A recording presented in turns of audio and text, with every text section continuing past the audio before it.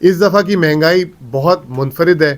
پاکستان میں جو ہے آج کی مہنگائی سے ایک صرف عام آدمی غریب آدمی متاثر نہیں ہے.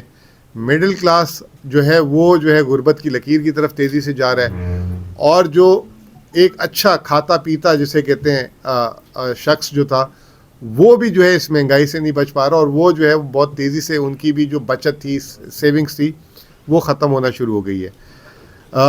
الیکشن سے پہلے آپ کو یاد ہوگا کہ پیپلز پارٹی اور نون لیگ کے لوگوں نے عوام سے وعدے کیے تھے کہ وہ جو ہے سستی بجلی دیں گے, بلکہ یہاں تک بولا تھا کہ 300 یونٹ جو ہے شاید بلاول صاحب نے بولا تھا کہ فری بجلی دیں گے, اور 200 یونٹ جو ہے مریم نواز صاحبہ نے بولا تھا, اور ان کے ایک اتحادی علیم خان صاحب انہوں نے بھی 300 یونٹ بولا تھا.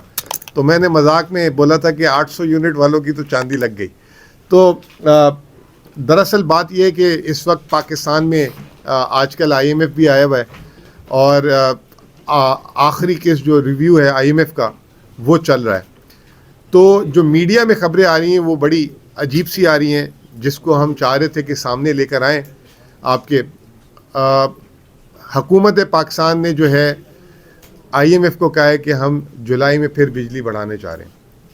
اس وقت جو ہے 60 روپے فی یونٹ بجلی ہے, اور جو ہے اگر یہ مزید بجلی بڑھانے جاتے ہیں تو عوام جو ہے اس وقت متحمل نہیں ہے. نہ صرف عوام بلکہ کارخانے جو ہیں وہ بھی جو ہے اتنی ہائی بجلی کے ریٹ سے جو ہے بند ہونا شروع ہو گئے ہیں. دوسری طرف گیس کی قیمتیں, میرا ہمیشہ سے گیس کی قیمتوں میں, بلکہ یہاں تک مریم نواز نے کہا تھا جتنے ووٹ ڈالو گے اتنی گیس سستی ہو جائے گی.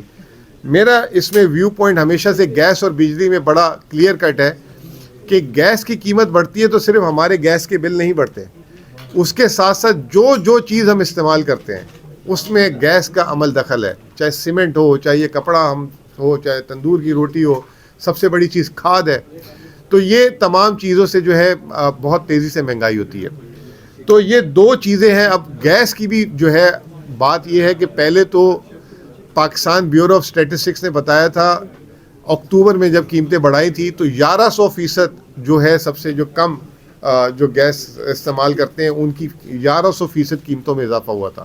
نہ صرف گیس کی قیمتوں میں اضافہ ہوا تھا, فکس بل بھی کر دیے تھے 400, 1000 اور 2000 پہ آپ گیس استعمال کریں یا نہ کریں وہ آپ کو آنا تھا, اور اس کے اوپر گیس کی قیمتیں.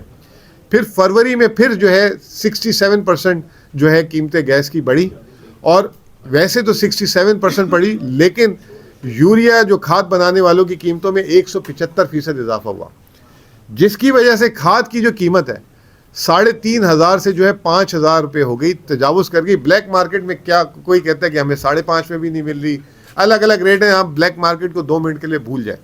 2022 میں جو ہے اسی کھاد کا ریٹ جو ہے 1800 سے 2000 پہ تھا.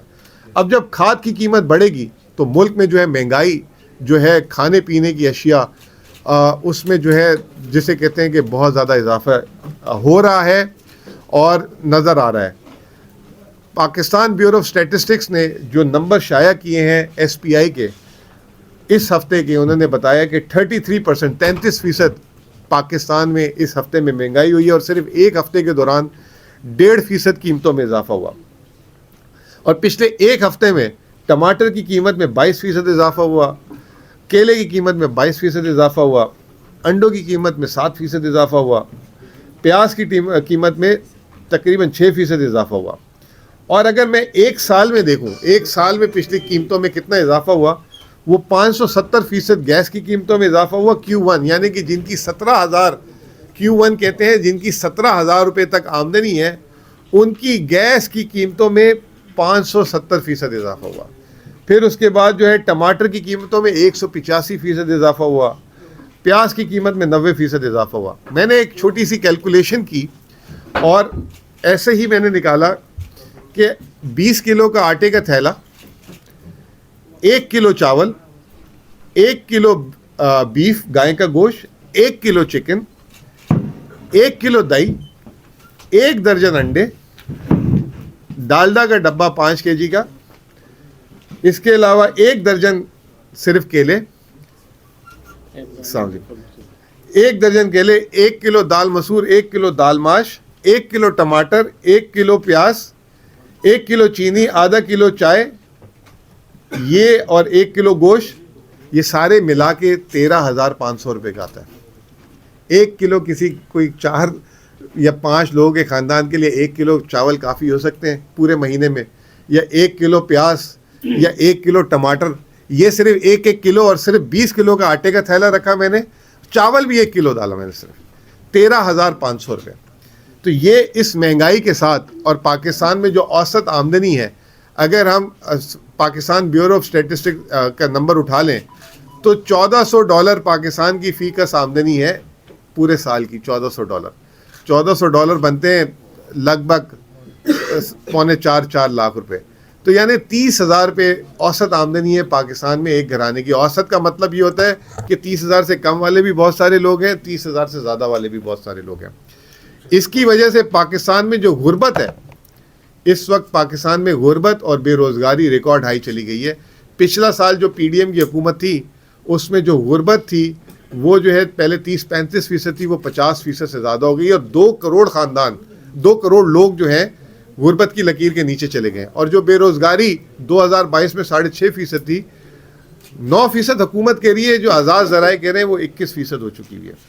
تو یہ تمام چیزوں میں اس وقت جو ہے سب سے امپورٹنٹ چیز یہ ہے کہ اب یہ رمضان چل رہا ہے، اس میں کے پی حکومت نے جو ہے سب سے زیادہ سبقت لی تمام صوبوں کے مقابلے میں، اور جو ہے کے پی حکومت نے 10,000 روپے فی خاندان جو ہے رمضان پیکج کا اعلان کیا۔ یہ پچھلے ہفتے اعلان ہوا تھا، اور یہ اس میں جو ہے ٹرانسپیرنسی رہے، لوگوں کو عزت سے ملے چیز۔ تو یہ ہم نے جو ہے بے نظیر انکم سپورٹ پروگرام کا جو ڈیٹا ہے، اس سے 8.5 لاکھ لوگوں کا جو ہے ڈیٹا اٹھایا ہے۔ الحمدللہ کے پی حکومت نے اپنا کام کر دیا ہے، اور وہ جو ہے آگے جو ہے فوڈ ڈپارٹمنٹ کو دے دیا، اور فوڈ ڈپارٹمنٹ سے آگے اگلا مرحلہ جو ہے بینک الفلاح کا ہے، تو اسی ہفتے ترسیلات ہونا شروع ہو جائیں گی۔ اس کے مقابلے میں پنجاب حکومت جو ایک بہت بڑا جسے کہتے ہیں صوبہ ہے، اور ملک کے 51-52% وسائل اس کے پاس ہیں، اس نے 3,500 روپے کا راشن بیگ دیا، اور سندھ حکومت نے 5,000 روپے دیے۔ تو یہ جو ہے آتے ہی اس حکومت نے سب سے پہلے جو ہے احساس پروگرام جو بے نظیر انکم سپورٹ پروگرام ہے، اس میں 8.5 ارب روپے جاری کریں گے۔ ساتھ ساتھ صحت کارڈ جو ہے اس کا بھی اجرا، اور اس پہ بھی کام شروع ہو چکا ہے پہلی رمضان سے، اس میں بھی ہم نے 5 ارب روپے جاری کر دیے ہیں، اور یہ سلسلہ اب رکے گا نہیں۔ اب اس کو ہم سسٹینیبل بنائیں گے، کچھ اس میں تبدیلیاں لائیں گے تاکہ اس کا استعمال زیادہ سے زیادہ ایفیشینٹ طریقے سے ہو سکے۔ تیسرا جو ہے سب سے جو امپورٹنٹ چیز یہ ہے کہ یہ جو کل ہمارے فوجی جوان شہید ہوئے تھے، اس کی پرزور مذمت بھی، اور اس کے لیے بھی اب جو ہے لا اینڈ آرڈر کے لیے بھی جو ہے سی ایم صاحب نے انسٹرکشنز دی ہے، تو وہ بھی ہم ان کے لیے بھی فنڈز جلد از جلد مزید جاری کریں گے تاکہ امن و امان کی صورتحال بہتر ہو سکے۔ تو یہ تمام چیزیں تھیں آپ کے سامنے لانی تھی کہ پاکستان میں جو مہنگائی ہے، اس مہنگائی میں اگر یہاں کے پی میں بھی جو لوگوں کو مہنگائی ہے وہ وفاق اور پنجاب سے آتی ہے۔ پنجاب نے ابھی کیا کیا، پچھلے دنوں پیاز اور کیلے کی جو ہے نا صوبے سے باہر جو ہے جانے پہ پابندی لگا دی۔ تو اس کی وجہ سے وہ پنجاب ایک فوڈ باسکٹ ہے اور پورے پاکستان کو فیڈ کرتا ہے، اگر کوئی اس طرح کا عمل ہوتا ہے تو اس سے پھر مزید مہنگائی ہوتی ہے۔ تو ہم اس کی بھی مذمت کرتے ہیں، بجائے یہ کہ ایک رمضان کا مہینہ ہے، پورے ملک میں سہولت ہونی چاہیے، لوگوں کو جو ہے اس پہ فائدہ ہونا چاہیے، ایک دوسرے کی مدد کرنی چاہیے، اس چیز پہ جو ہے ہم اس کی مذمت کرتے ہیں۔ آخری میں یہ کہ یہ جو آنے والے دنوں میں جو گیس کی اور جو بجلی کی قیمتوں میں اضافے کی بات ہو رہی ہے، اس کو جو ہے بہت زیادہ جسے کہتے ہیں کہ حکومت کو سوچ سمجھ کے فیصلہ کرنا چاہیے، کیونکہ اس سے جو ہے بہت زیادہ مہنگائی آلریڈی 33% جو ہے وہ ہے فوڈ انفلیشن ہے، تو یہ بہت زیادہ ایک عام عوام پہ اس کا بوجھ پڑے گا۔ تو یہی جو ہے آپ لوگوں سے صرف بتانا تھا۔ کے پی حکومت صرف ایک سیکنڈ کے پی حکومت نے جو ہے قیمتوں میں جو کنٹرول کرنے کے لیے، یا جو ایک عام شخص کو بازار میں منافع خوری نہ ہو، ایک مستریال کر کے جو ہے ہماری ایپ ہے جو 2020 سے کام کر رہی ہے، اس میں روزانہ کی بیسس پہ ابھی فی الحال رمضان میں 22 آئٹمس کی قیمتیں جو ہیں جو سرکاری نرخ ہیں اس کی قیمتیں شائع ہوئی ہوئی ہیں.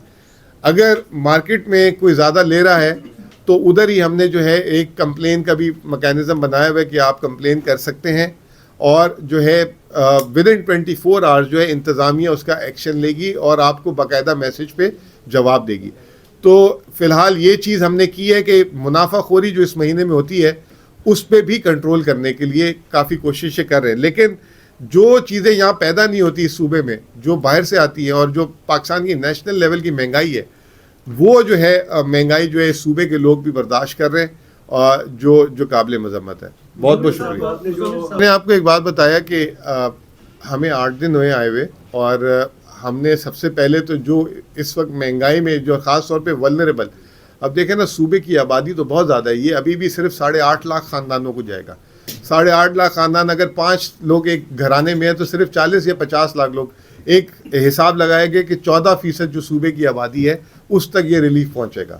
وہ بھی انف نہیں ہے کیونکہ اس وقت تو 50,000 روپے والا بھی سفر کر رہا ہے اور جو ہے یہ جو 26 کور پہ ہم دے رہے ہیں یہ جس کی آمدنی 27,000 سے کم ہے اس تک جائے گا اور اس میں بھی بہت سارے لوگ ہو سکتا ہے کہ ڈیٹا میں نہ ہو. تو یہ پہلی چیز تو یہ ہے کہ اس وقت جو کر سکتے ہیں ریلیف دے سکتے ہیں اپنے لمیٹڈ وسائل سے آتے ہی وہ دیا ہے. دوسری بات یہ ہے کہ جو مہنگائی کی کنٹرول، جیسے میں نے آپ کو ایک بات بتائی کہ بہت ساری چیزیں جو ہے جو استعمال میں جو صوبے میں ہے وہ اس کا تعلق جو ہے فیڈرل پالیسی سے ہوتا ہے. اب گیس کی قیمتیں ہیں، گیس کی قیمتیں اوگرا طے کرتی ہے، بجلی کی قیمتیں جو ہے نیپرا طے کرتی ہے، ٹھیک ہے. اب وہ وہاں سے ہوگی تو اس میں صوبے کا بہت لمیٹڈ رول ہے. صوبے کا جہاں پہ کنٹرول ہے وہ یہ ہے کہ جو اس کے سرکاری ریٹ نکالے اس کو انشور کرے کہ اس ریٹ پہ جو ہے چیزیں ملیں، بلیک مارکیٹنگ نہ ہو.